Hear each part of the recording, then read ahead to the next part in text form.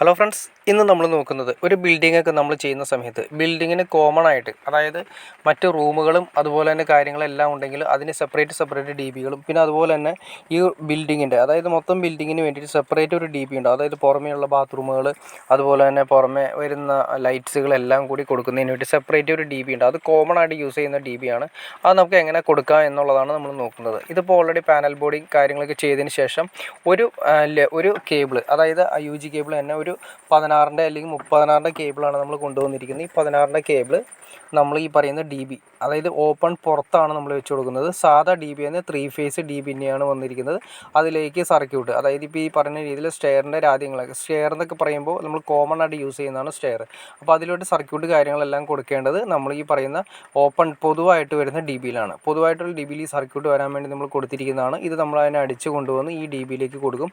ഈ ഡി ബിയിലൂടെയാണ് നമ്മൾ അത്യാവശ്യം ബിൽഡിങ്ങിൻ്റെ എല്ലാ ലൈറ്റ്സുകളും, പുറമേയുള്ള ലൈറ്റ്സുകളെല്ലാം കോമൺ ആയിട്ട് വർക്ക് ചെയ്യുന്ന ലൈറ്റ് ഡി ബി കൊടുക്കുന്നത് ഇതിൻ്റെ അകത്താണ് വരുന്നത്. ഡി ബിയുടെ ഹൈറ്റ് നമ്മൾ കൊടുക്കുന്നത് താഴെ നിന്ന് 5 അടിയാണ് അതിൻ്റെ അടിവശം നമ്മൾ കൊടുക്കുന്നത്.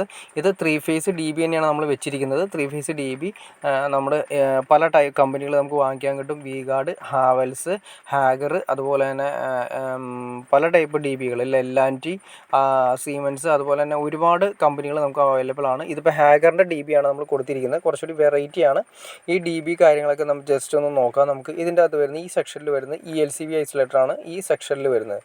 അതതിൻ്റെ തൊട്ട് മുകളിൽ സെലക്ടറിൻ്റെ ഏരിയ വരുന്നുണ്ട്. ഇതിന് മെയിനായിട്ട് വരുന്ന കേബിൾ ഞാൻ പറഞ്ഞു, അതായത് 16 കേബിൾ, 16 mm സ്ക്വയറിൻ്റെ കേബിളാണ് വന്നിരിക്കുന്നത്. ഇത് പാനൽ ബോർഡിൽ നിന്ന് വന്നിരിക്കുന്നു.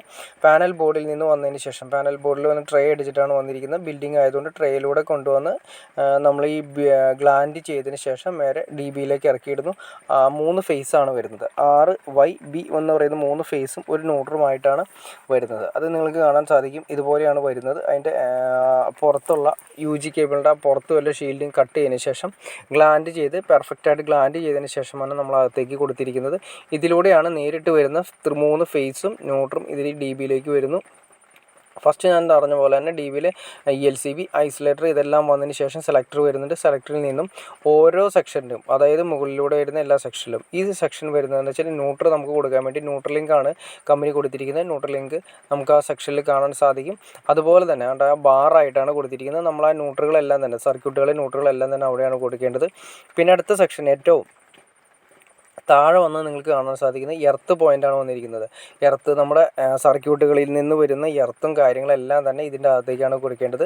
അതായത് എല്ലാം എന്ന് ഉദ്ദേശിച്ചാൽ കോമൺ ആയിട്ട് വരുന്നത് മാത്രം, അല്ലാതെ നമ്മൾ പാനൽ ബോർഡ് പക്കയായിട്ട് എർത്ത് ചെയ്തിട്ടുണ്ട്. പിന്നെ നമ്മൾ ഡി ബി ഉറപ്പിച്ചിരിക്കുന്നത് ബോൾട്ട് ഇട്ടതിന് ശേഷം, ഹാങ്കർ ബോൾട്ട് ഇട്ടതിന് ശേഷം ഹാങ്കർ അടിച്ച് ഭിത്തിയിൽ കൊടുത്തതിന് ശേഷം അതിലൂടെ ബോൾട്ട് ഇട്ട് ടൈറ്റ് ചെയ്തിരിക്കുന്നത്.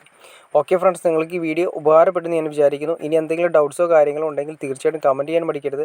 അതുപോലെ ഷെയർ ചെയ്യാനും മടിക്കരുത്, സബ്സ്ക്രൈബ് ചെയ്യാനും മടിക്കരുത്. ഓക്കെ ഫ്രണ്ട്സ്, അടുത്ത വീഡിയോയിൽ കാണുന്നവർ ഓക്കെ.